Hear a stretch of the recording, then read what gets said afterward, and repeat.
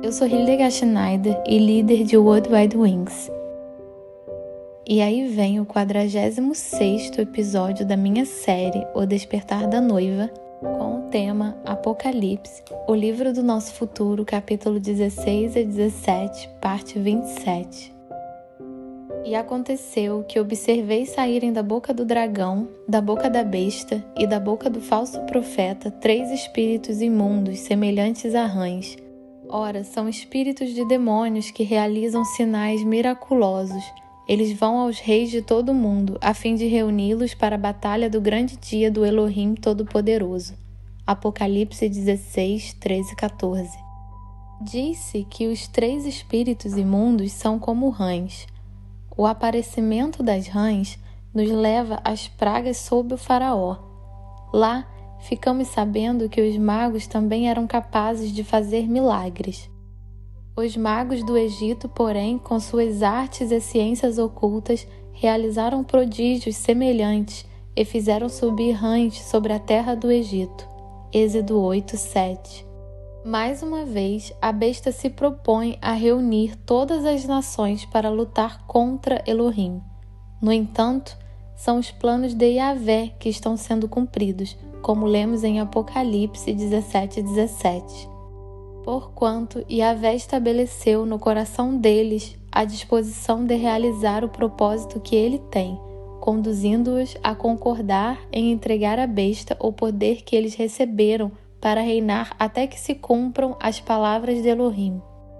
Agora chegamos a uma declaração extremamente importante.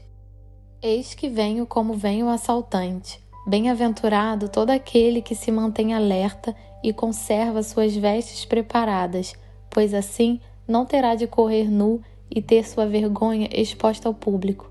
Apocalipse 16, 15. Quando o templo em Jerusalém ainda estava de pé, os sacerdotes vigiavam para que o fogo no altar não se apagasse. Cada sacerdote tinha um horário específico para vigiar. Todas as vigílias duravam 3 horas. A 4ª vigília, noturna, era das 3 às 6, todas as noites.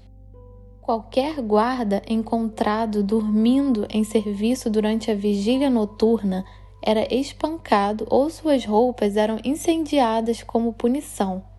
Sobre isso, por favor, ouça também o episódio 12, sobre as 10 virgens. Então, os 3 espíritos se reuniram em um lugar que em hebraico é chamado Armagedon, e aconteceu que o 7º anjo derramou a sua taça no ar, e do santuário protegeu-se uma voz grave, que vinha do trono e exclamava: Está consumado! Imediatamente ocorreram relâmpagos, vozes, trovões e um colossal terremoto. Nunca havia irrompido um terremoto de tão devastadoras proporções quanto esse, desde que o ser humano existe sobre a Terra. A grande cidade foi dividida em 3 partes, e as cidades das nações simplesmente desmoronaram. Deus lembrou-se da grande Babilônia e a fez beber o cálice do vinho do furor da sua ira. Todas as ilhas fugiram e as montanhas foram aplainadas. Desabou o céu sobre a humanidade. Uma tempestade com enormes pedras de granizo, com cerca de 35 quilos cada, precipitou-se sobre os habitantes da terra, e eles blasfemaram contra Deus por causa dessa calamidade, pois o seu castigo foi sobremodo grande. Apocalipse 16, 16, 21. Agora começa a guerra de Yahvé. Capítulo 17. Babilônia, a grande mãe de todas as meretrizes, cai. As opiniões variam amplamente quanto a quem é a grande Babilônia. Há quem diga que é a América, outros pensam que é Roma, outros dizem que é o Islã. Certamente, o mundo inteiro segue mais ou menos a sedução da Babilônia com seus caminhos, mas estamos olhando para a mãe da Babilônia, na qual originou a sedução da Babilônia e o que as Escrituras dizem sobre ela. Então, eis que se aproximou um dos 7 anjos que tem as 7 taças e convidou-me, dizendo: Vem comigo, Eu te mostrarei a condenação da grande prostituta que está assentada sobre muitas águas, com quem os reis do mundo se prostituíram e os habitantes da terra se embriagaram com o vinho da sua sedução. Apocalipse 17, 1, 2. Em Apocalipse 18, 2, 3 é confirmado sobre eles. Então ele bradou com poderosa voz: caiu a grande Babilônia, porquanto todas as nações beberam do vinho da cólera da sua prostituição. E Apocalipse 17, 18 diz sobre a mulher: a mulher que viste é a grande cidade que reina sobre os reis da terra. E em Apocalipse 18, 9 e 10 lemos sobre ela: os reis da terra que com ela se prostituíram e aproveitaram do seu luxo se desesperarão e prantearão por ela, assim que avistarem a fumaça do seu incêndio colossal. Aterrorizados por causa do tormento dela, ficarão observando de longe e gritarão: ai, ai da grande cidade Babilônia, a cidade forte! Como foi que em apenas 1 hora chegou a tua condenação? Os seus cadáveres ficarão expostos na rua principal da grande cidade, que simbolicamente é denominada Sodoma e Egito, onde da mesma forma foi crucificado seu Senhor. Apocalipse 11, 8. Todos certamente concordam que Yeshua foi crucificado em Jerusalém. Como a grande cidade da Babilônia é descrita?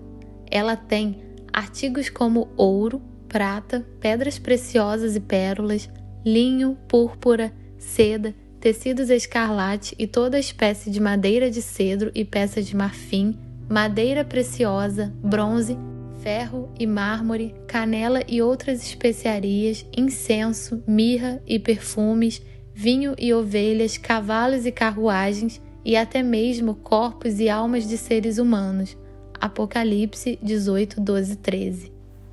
E ai da grande cidade que estava vestida de linho fino, com roupas de púrpura e luxuosos trajes vermelhos, toda adornada de ouro, pedras preciosas e pérolas. Apocalipse 18, 16.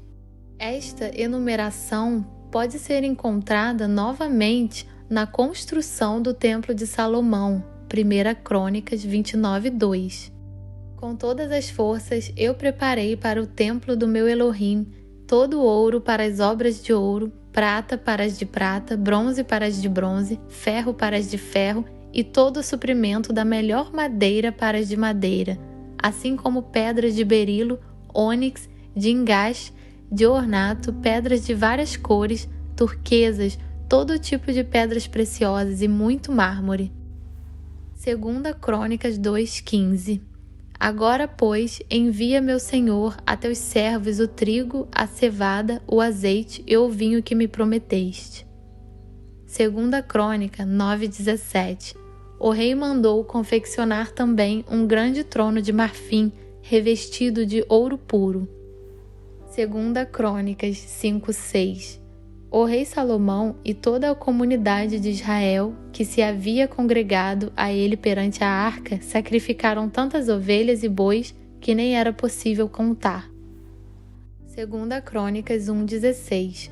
Os cavalos de Salomão eram trazidos do Egito e da Cilícia, onde os fornecedores do rei os compravam. 2 Crônicas 8:6. E também Baalate, senhora, e todas as cidades de sua propriedade e que tinham a função de armazenar alimentos para a nação, bem como todas as cidades onde ficavam os carros de guerra, seus condutores e os cavalos. Salomão construiu tudo o que o seu coração desejou em Jerusalém, no Líbano e em todo o território sob seu domínio. Essa lista poderia continuar e continuar, já que há uma grande quantidade de acordo. A fornicação aqui mencionada significa fornicação com outros deuses ou servir a Yahvé de uma forma que ele não estabeleceu. Quem Yahvé chamaria de prostituta? Ouçamos Isaías 1:21. Ai, ai, vede como a cidade fiel se tornou uma prostituta. Sião, onde antes prevalecia o direito e habitava a justiça, agora está cheia de assassinos. Assim disse o profeta Jeremias à casa de Israel. desde tempos antigos, eu quebrei o teu jugo e despedacei as correias das tuas cadeias, mas tu declaraste: não servirei a ti. E, sendo assim, em toda colina elevada e debaixo de toda árvore frondosa, tu adulteravas e deitavas com uma prostituta. Jeremias 2:20. Jeremias explica no capítulo 25, 17 e 18. Então, peguei o cálice da mão de Yahvé e fiz com que dele bebessem todas as nações às quais Yahvé me mandou. Jerusalém e as cidades de Judá, seus reis e seus líderes, para fazer deles uma só desolação e um objeto de horror, zombaria, vergonha e maldição, como hoje se vê acontecendo.